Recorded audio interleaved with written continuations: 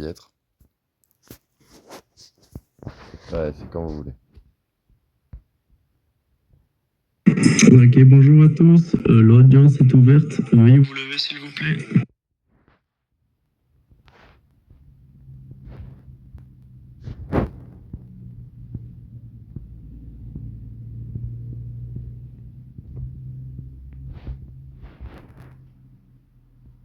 Merci, vous pouvez vous asseoir.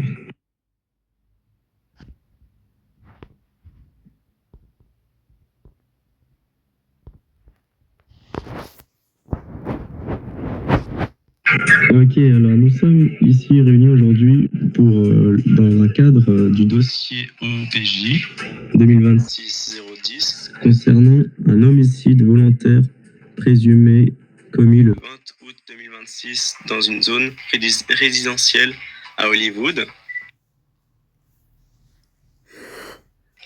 Les causes présentes à cette audience est Monsieur Ryan Costa et Monsieur Boy Ryan, la victime de Monsieur Daniel Morel, âgé de 32 ans.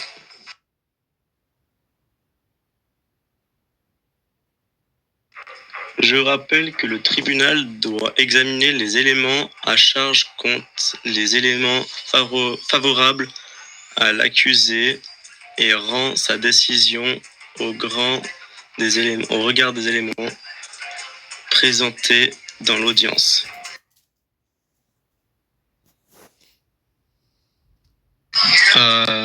L'accusé de monsieur Ryan Costa, veuillez décliner votre identité, s'il vous plaît.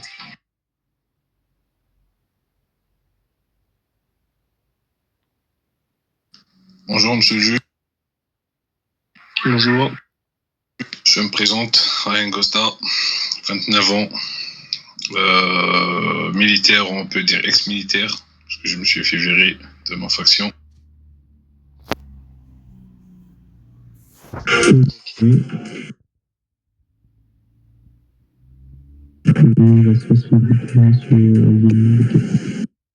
Merci.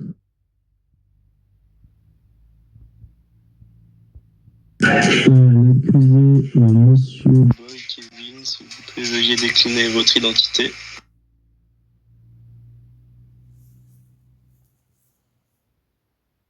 Bonjour monsieur le juge, je m'appelle Roy Kevin, 29 ans.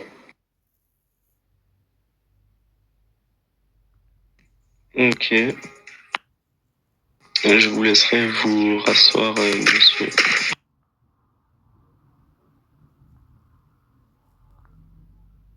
Confirmez-vous être la personne poursuivie dans le dossier OPJ 2026-010?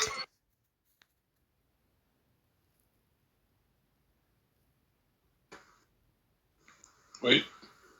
Parlez à moi, monsieur. Oui, monsieur Roy Kevin. Oh oui, monsieur. Oui, monsieur. Non, Roy Kevin, si. Oui monsieur, je confirme. Ok. Monsieur Maître Vortex, veuillez vous présenter et confirmer que vous assurez la défense de monsieur Costa, s'il vous plaît.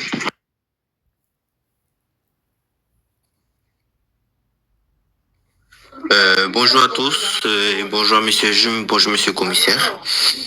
Je suis monsieur Peter Vortex, avocat à la cour pénale de Messa. Et j'ai toujours juré sincèrement que je défendrai mes clients. Donc, dans cet même élan, je défendrai coûte que coûte monsieur Ryan Costa. Ok, merci, veuillez vous asseoir. Maître Bellamy, veuillez vous présenter et confirmer que vous assurez la défense de monsieur Boy, s'il vous plaît. Monsieur le juge, monsieur le commissaire, je me présente aujourd'hui, Maître Bellamy.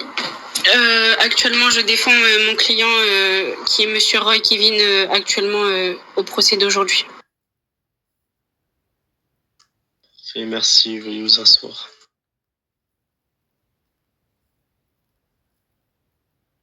Alors, je vais moi-même vous présenter le dossier.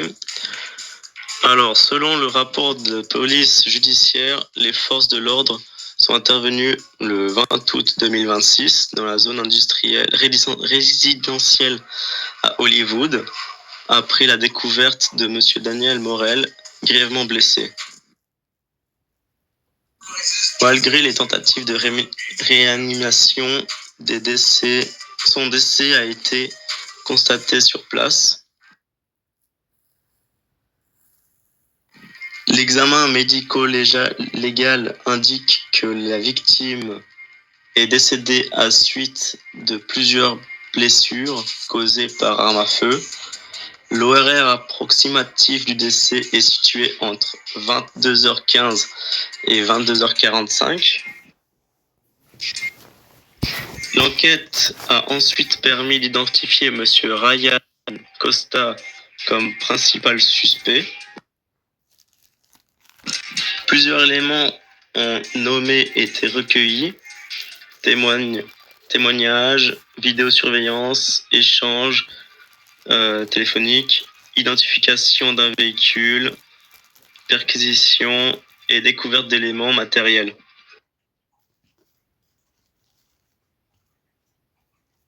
Maintenant, je demanderai aux avocats d'une part et à l'autre d'exprimer sur la situation de son protégé. Maître Vortex, pouvez-vous commencer? Maître Vortex, c'est moi. Mon accusé, c'est M. Ryan Costa. Bonjour à tous. Je suis Maître Peter Vortex, avocat à la Cour pénale de Messa. Aujourd'hui, nous sommes confrontés à un sérieux problème de meurtre. Ça a été constaté malheureusement que Messa est devenue une ville gangrénée par la guerre. Pourtant, notre belle ville autrefois était une ville de calme et rendez-vous pour tous les amoureux, pour tous les amis, et un rendez-vous pour toute personne qui est en quête du calme. C'est une grande tristesse, c'est avec une grande tristesse et un énorme désespoir que cette affaire de meurtre m'a été confiée. Mon client, M. Ryan Costa, qui est le suspect principal de cette affaire, vous savez, un coup de fil, un message envoyé au mauvais moment peut faire de vous le suspect principal de meurtre. C'est malheureusement ce qu'on constate maintenant. Malheureusement, mon client a fait expérience de cela, car à la suite d'un message envoyé avant le meurtre de M. Daniel Morel, père à son âme, fait de lui le suspect principal de cette affaire. En sachant que ce message pouvait être un message avant une vente de biens, mais ce message a été pris comme un message précédant un décès ou précédant un meurtre prémédité. Sachant que un message envoyé entre amis, un message chill qui peut préparer une soirée chill entre amis. Mais dis donc, depuis quand répondre à un message est devenu un crime? Sur les saisies téléphoniques des inspecteurs,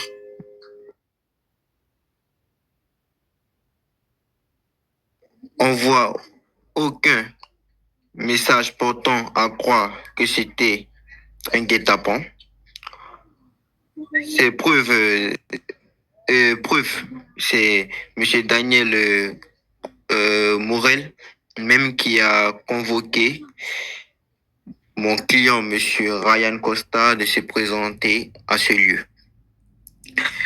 Les deux amis se sont rendus dans un coin bien calme pour discuter.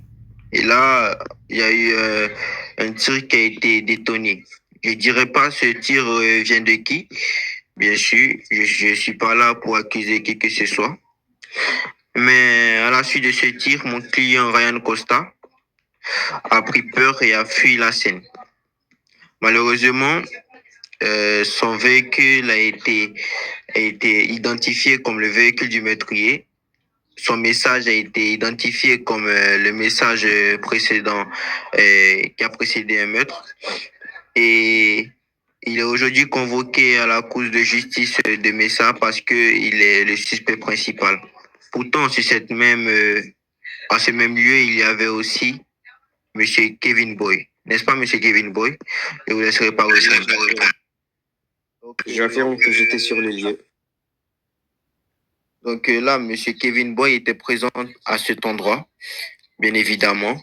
Mais pourquoi lui n'a pas été accusé de meurtre, sachant que M. Ryan Costa est l'ami de M. Daniel Morel? Est-ce qu'un message de rancune ou de haine a été enregistré? Non. Il n'y a aucune preuve qui montre que ici, M. Ryan Costa a prémédité ce meurtre ou a préparé ce meurtre à l'avant. Sachant qu'il n'y a aucun message qui montre cela, moi je dirais bien selon l'article 1.1.1-3, une personne est présumée non coupable jusqu'à preuve du contraire. Donc j'aimerais bien que cette loi s'applique dans cette affaire, car selon moi les preuves ne sont pas suffisantes pour accuser M. Costa. Vous savez, je vais laisser Monsieur Kevin Boy de répondre à cette question. C'est que qu'est-ce qu'il faisait à cet endroit, qui était le sombre, un lieu très souvent à recommander contre les agressions. Donc c'est avec désolation que j'annonce condoléances à la famille du décédé. Mais aussi, je les annonce aussi que M. Ryan Costa, l'ami de M. Daniel Morel, n'est pas la personne qui a tué votre parent. Donc ici, je vais prendre place et je vais laisser l'autre partie faire de son mieux pour éviter la peine de prison à M. Kevin Boy. Ok. Maître Benjamin, s'il vous plaît.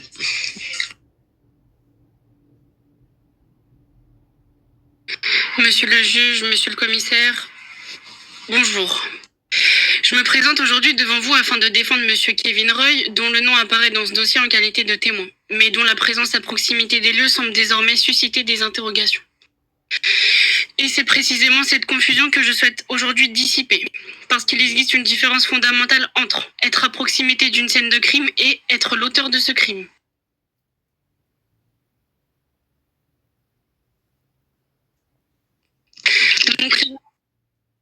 Mon client était à proximité, mais pas sur la scène. Oui, monsieur Roy Kevin se trouvait dans le secteur, mais les éléments du dossier indiquent qu'il se trouvait à une rue dans la scène des faits. Une rue, pas à côté de la victime, pas devant le véhicule, pas devant le lieu exact où les faits se sont déroulés, et surtout aucun élément présenté dans le dossier ne montre que monsieur Kevin Roy est en train de rejoindre la victime ou de participer à la confrontation.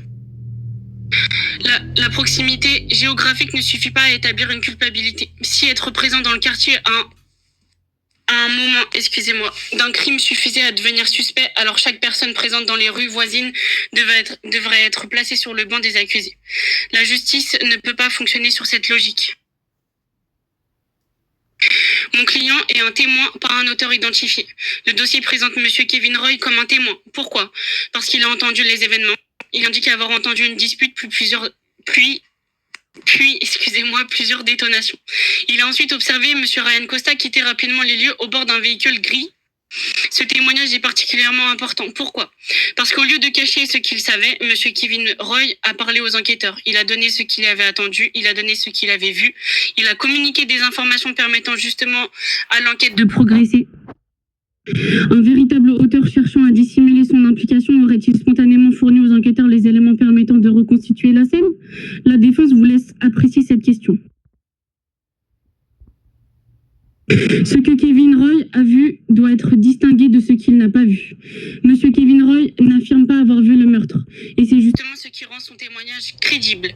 Il ne prétend pas avoir ce qu'il ne sait pas, il affirme avoir entendu une dispute, entendu plusieurs détonations, aperçu Ryan Costa quitter les lieux et constaté que cela correspondait aux horaires relevés par les caméras. Mais il ne prétend pas avoir vu qu'il avait tiré. Il ne prétend pas avoir vu l'arme et il ne prétend pas avoir assisté directement à l'homicide. Et cela doit être respecté. Un témoin n'a pas à inventer ce qu'il n'a pas vu.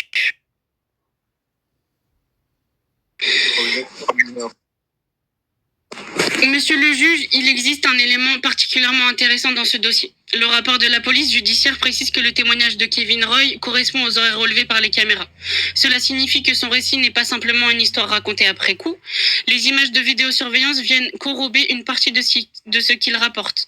Le dossier établit notamment une chronologie autour de 22h19, deux hommes quittent le champ de la caméra en direction d'une rue secondaire. Puis, 22h27, l'individu portant une veste sombre revient seul vers le véhicule. Puis, 22h31, il quitte les lieux au bord d'un véhicule gris. Cette chronologie correspond précisément à ce que rapporte le témoin. Excusez-moi. Aucune preuve matérielle ne relie Kevin Roy au meurtre. Et c'est ici que l'accusation rencontre une difficulté majeure. Qu'avons-nous contre monsieur Kevin Roy? Sa présence dans le secteur, c'est tout. Parce que dans les documents présentés à la défense, nous ne retrouvons pas d'armes appartenant à monsieur Kevin Roy, de preuves balistiques reliant Kevin Roy, d'images montrant Kevin Roy avec la victime, d'images montrant Kevin Roy tirant, de messages démontrant une intention criminelle, de traces matérielles démontrant sa participation et de témoignages affirmant l'avoir vu commettre l'homicide. Alors posons-nous la question simplement. Quelle est la preuve que Kevin Roy a tué Daniel Morel? La réponse est simple. Aucune preuve directe n'est présentée. La proximité n'est pas une preuve d'auteur. L'accusation pourrait dire « Kevin Roy était à proximité au moment des faits ». Très bien, mais la défense répond « Et alors ?» Des dizaines de personnes peuvent se retrouver dans un même quartier. La présence géographique ne permet pas d'établir l'intention, la participation, l'utilisation d'une arme, ni la responsabilité dans un décès. Si l'on veut condamner quelqu'un pour homicide, il faut davantage qu'une simple proximité. Il faut un lien concret entre la personne et les faits, et ce lien n'existe pas ici. Kevin Roy a au contraire fourni des informations à l'enquête.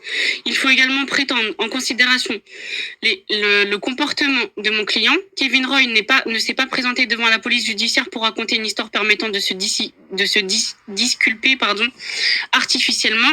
Il a simplement expliqué ce qu'il avait entendu et ce qu'il avait observé. Et son témoignage a permis de confirmer certains éléments de la chronologie. Autrement dit, mon client n'est pas seulement quelqu'un qui était dans le quartier, il était également une personne ayant apporté des informations à l'enquête.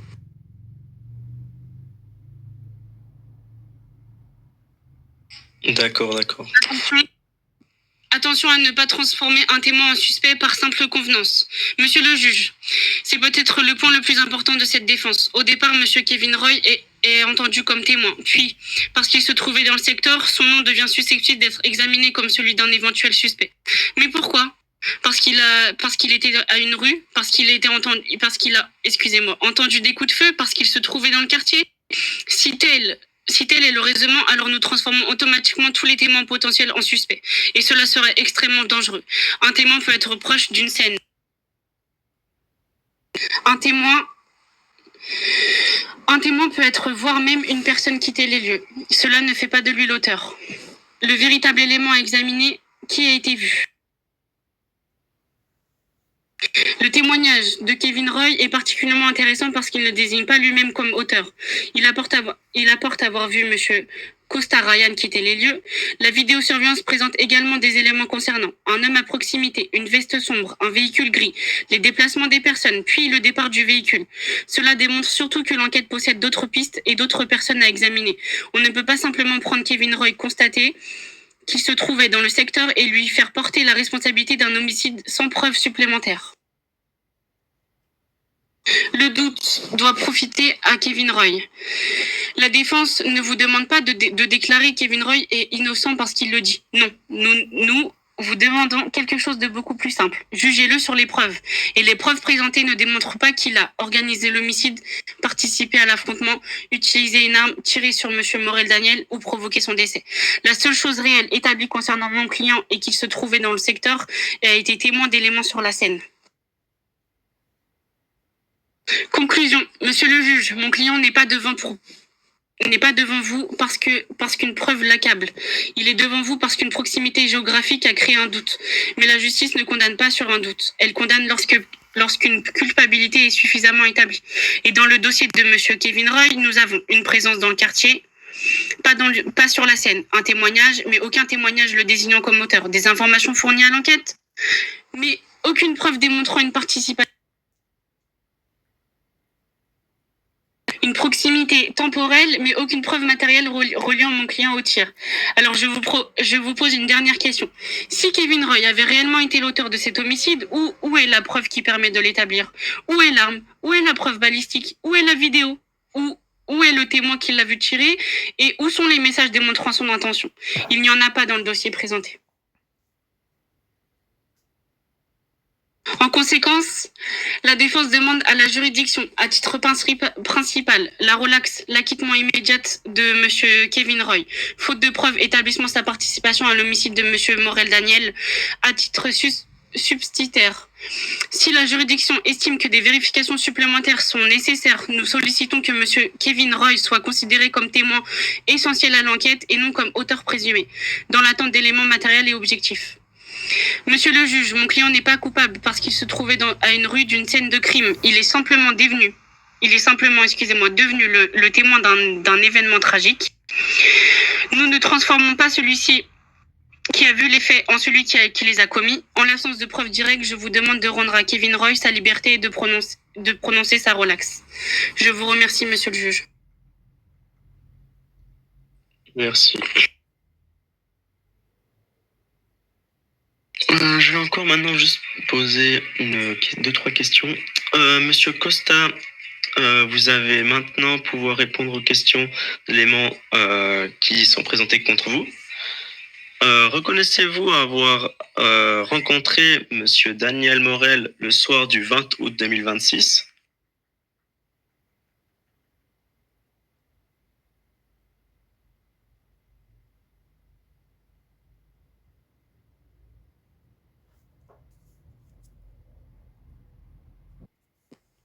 Oui, oui, mais pas tué. Ah, il est là.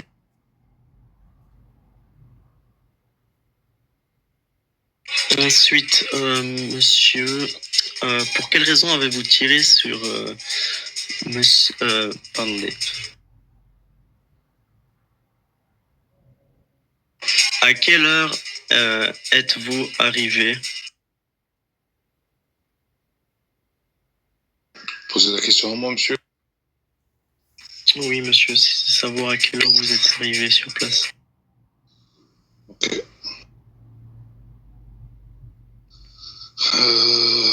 Bon, vous avez besoin de prendre un petit peu l'air pour réfléchir à quelque chose. Là. Parce que franchement, pendant le procès, là, il y avait ma conscience qui n'était pas tranquille. Monsieur, je me présente aujourd'hui devant vous. Juste pour avouer que c'est moi que j'ai tué l'individu. Je vous explique pourquoi. Au niveau de votre loi pénale, je suis coupable et je mérite une peine de prisonnement. Et au niveau de ma loi d'honneur, je dirais comme si je suis pour rien. J'ai raison de faire ce acte-là. Comme je vous ai déjà dit, monsieur, je suis un militaire. Un militaire, j'étais en mission en Afghanistan. Et ce monsieur-là, c'est un collègue à moi. Il a vu une permission pour rentrer au pays.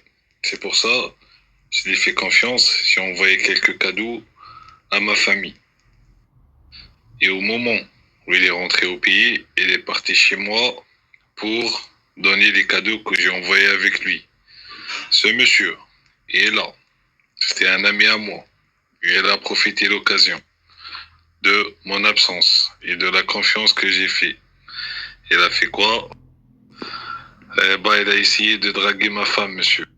Et raconter des conneries sur mon dos comme c'est à l'étranger en mission, je suis en train de faire n'importe quoi et je suis tout le temps avec des meufs. Juste pour casser la confiance qu'il y a entre moi et ma femme. Après, il s'est pas arrêté là, monsieur. Il a essayé même partir trop loin. Comme elle l'a refusé plusieurs fois, et je la connais, elle est fidèle et elle m'aime bien, ce monsieur, il a essayé de faire des actes avec elle. Dès que je suis rentré, je payais, elle m'a montré les preuves, parce que comme vous savez, chez moi, il y a tout le long des caméras de surveillance, plus les messages d'harcèlement qu'elle a reçus. J'ai pété les plombs, monsieur. Ça veut dire, j'ai défendu mon honneur. J'ai fait quoi? Je lui ai envoyé un message, je lui ai donné un rendez-vous à 22h. Je l'ai vu. Au début, je voulais juste lui taper. Après, je pouvais pas, monsieur. Vous savez, on a tous une dignité. Je suis sorti mon arme. Je l'ai mis 4 balles en pleine gueule. Et je vous dis la vérité, monsieur. Si c'est possible. Je sais pas, par un miracle de siècle, je le encore vois devant moi là. Je vais faire le même acte, monsieur. C'est pour ça tout ce que je vous demande, d'être compréhensif et purger ma peine, s'il vous plaît. D'accord. Est-ce que vous pouvez juste répondre à encore 2-3 questions? Vous avez rencontré où, monsieur Morel? Ah bah on a combattu ensemble en Afghanistan, monsieur. D'accord. Vous n'êtes pas vu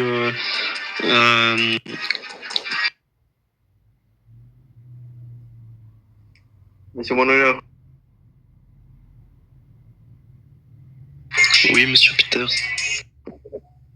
j'ai demandé à mon client Ryan Costa de se rasseoir. Et certainement,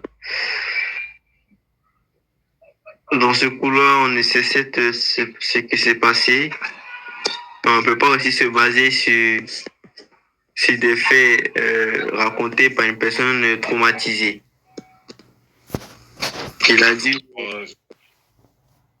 Je sais, monsieur Peter, j'ai fait la guerre, j'ai vu des horaires, mais vous inquiétez pas, je suis pas traumatisé. J'ai fait des conneries, là, il faut que j'assume, et je prends ma peine. Monsieur Costa. Ok, juste encore une question. Pourquoi est-ce que vous avez quitté les lieux après avoir entendu un tir de feu? Les tirs, monsieur, c'est moi que je les ai faits. Et j'ai quitté le lieu parce qu'on est humain.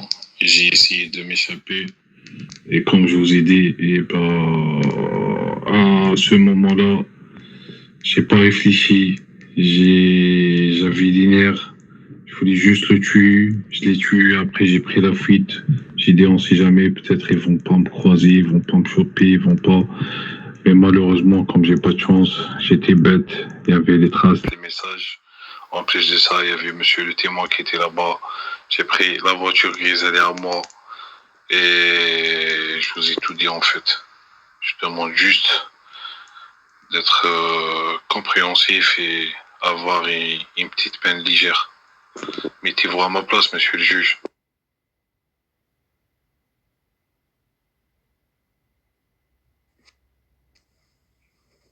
Monsieur Costa, mon honneur. Oui, vous pouvez vous rasseoir, monsieur.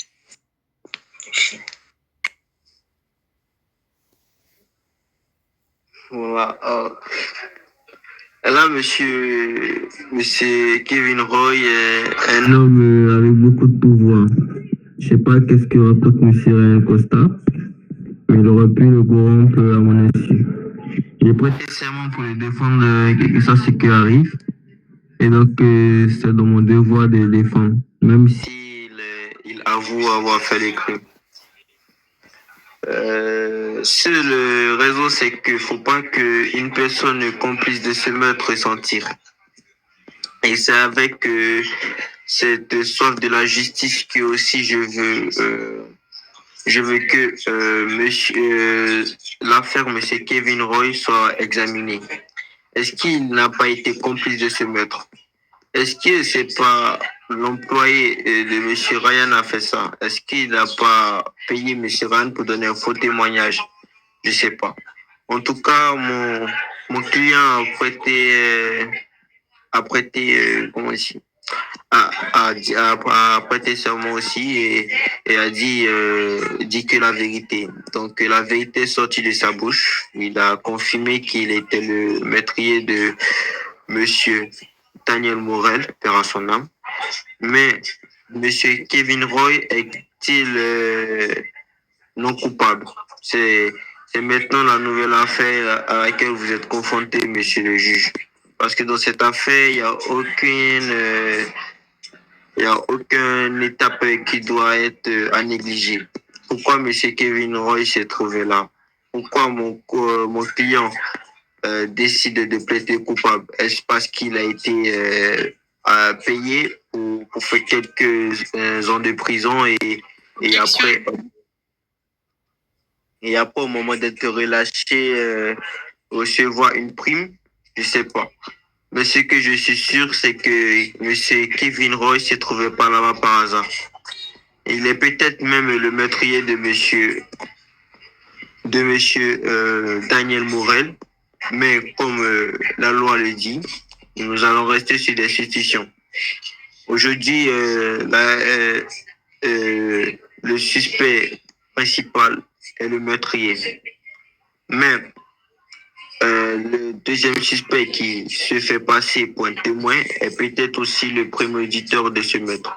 Je vous laisse examiner cette affaire et prendre conscience qu'une personne là au mauvais moment, comme un message envoyé au mauvais moment, peut inculper.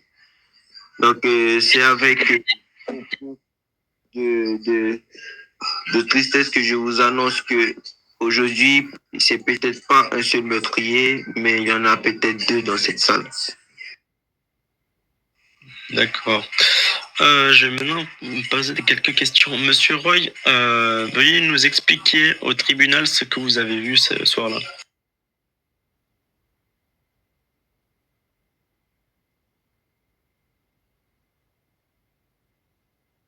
Monsieur Roy, vous pouvez vous lever s'il vous plaît. Oui, monsieur.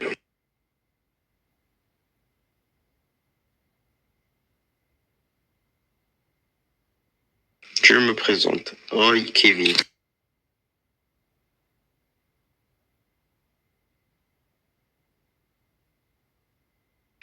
D'accord. Alors, monsieur, veuillez nous expliquer ce que vous avez vu. Ton micro, monsieur, je t'ai pas entendu. Ah, j'ai dit, monsieur Roy, veuillez expliquer au tribunal ce que vous avez vu ce soir-là. Le 20 août 2026, je me baladais dans une rue près de la discute. J'ai entre monsieur Moral et monsieur Costa. Quand j'ai entendu une discute et de plusieurs coups d'armes. J'ai vu monsieur Costa quitter les lieux immédiatement avec une voiture grise.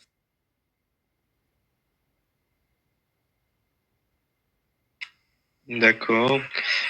À quelle heure environ vous avez vu monsieur Costa? Vers 22h19.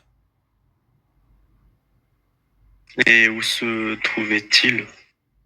Dans une rue à Hollywood.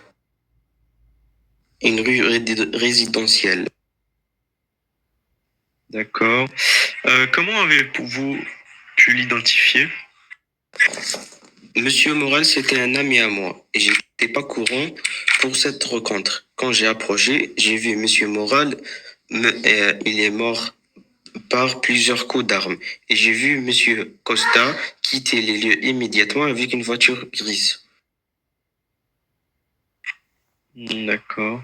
Et comment vous avez vu que comment vous avez pu identifier que c'était monsieur Costa? À cause de la veste sombre de monsieur Costa.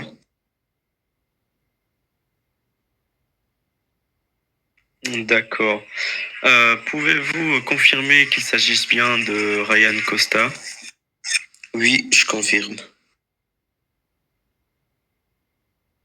Et avez-vous vu monsieur Costa en possession d'une arme? Non, je l'ai vu en position de quitter les lieux. Du coup, vous avez aussi pas vu les tirs? J'ai écouté plusieurs tirs de feu. Quand je me suis rapproché des lieux, j'ai vu monsieur Moral qui est mon ami, en train de décéder, perdre la vie, et monsieur Costa quittait les lieux immédiatement avec une voiture grise.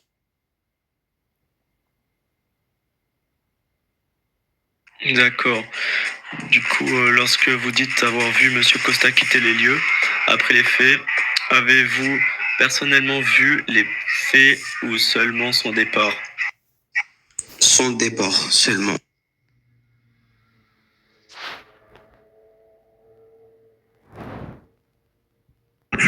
D'accord.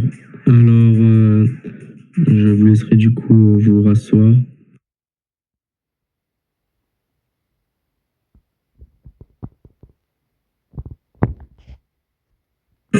Du coup, maintenant, je vais demander à l'audience de vous lever.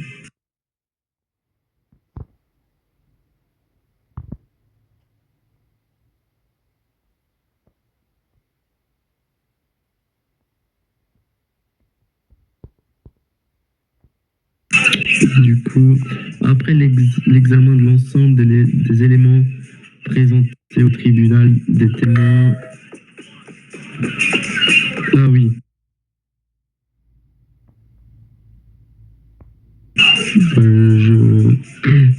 Je vais maintenant laisser place pour 2 minutes de repos, on va dire, le temps pour que vous puissiez parler avec vos maîtres respectifs.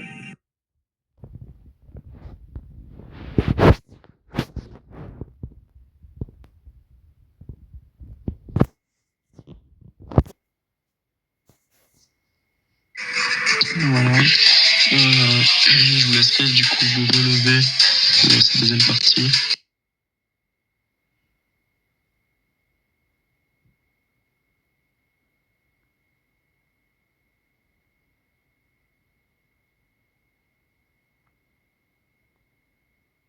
D'accord, veuillez vous rasseoir.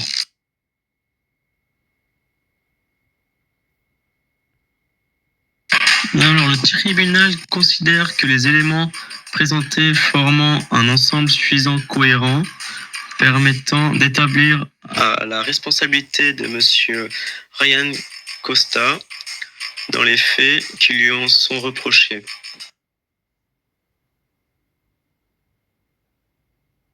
Le tribunal retient notamment sa rencontre avec la victime, sa présence sur les lieux, les éléments de la vidéosurveillance, l'identification du véhicule, les témoignages recueillis, ainsi que les éléments matériels découverts lors de la perquisition.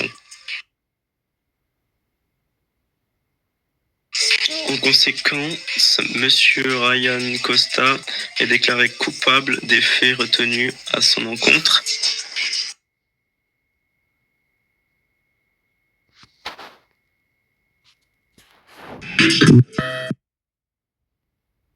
Du coup, la loi qui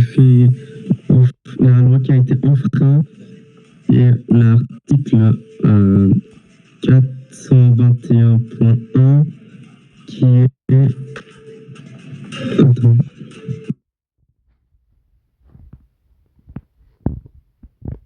Qui est porte d'une arme sans autorisation qui sera puni d'une amende de 10 000 francs ainsi que 20 minutes de prison, plus de l'article 221-4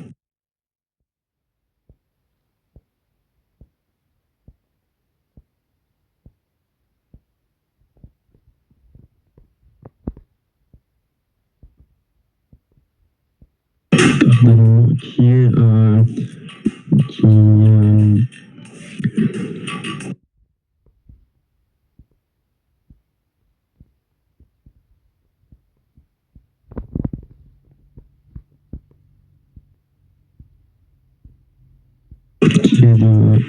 pour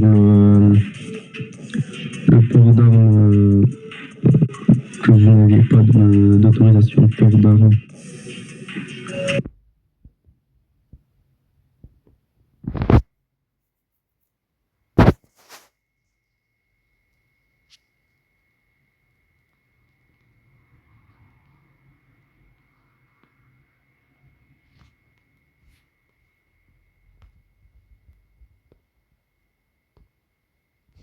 Voilà. Ouais, monsieur Costa, veuillez vous lever, s'il vous plaît.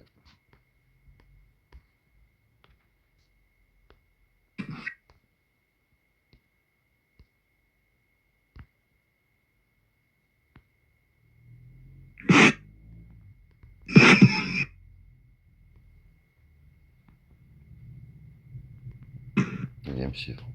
Monsieur Peter, prenez soin de mes enfants, monsieur Peter. Non, vous allez mettre fallait pas faire ça. Ils vont finir dans un foyer.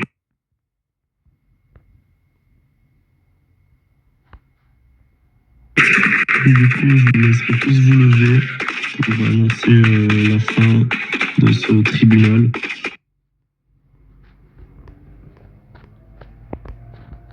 C'est le kiff.